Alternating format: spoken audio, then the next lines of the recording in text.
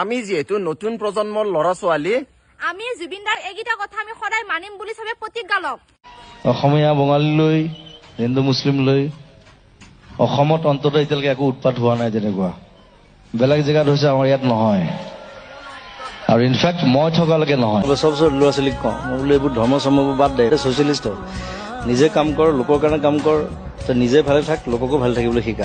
কোনোবাই জাতি ধৰ্মক লেগিন লাগি থাকক, কোনোবাই কাৰোবাৰ হিন্দু মুছলমান লাগি থাকক, আমি এইবিলাক লাগাত নাই।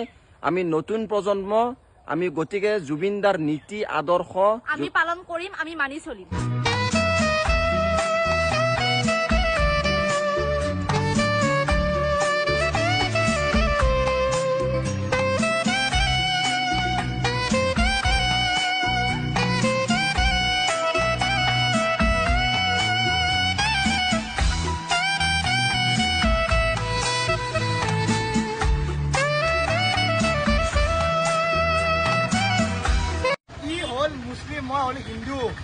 মোৰ কোনো জাতি নাই, মোৰ কোনো ধৰ্ম নাই, আমাৰ কোনো ভগৱান নাই, আমি মানুহ।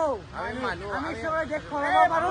পলিটিক্স কৰে এতিয়া কৈছো, হিন্দু মুছলিম জুবিন দাই নকৰে, পলিটিক্স কৰে এতিয়া কৰে।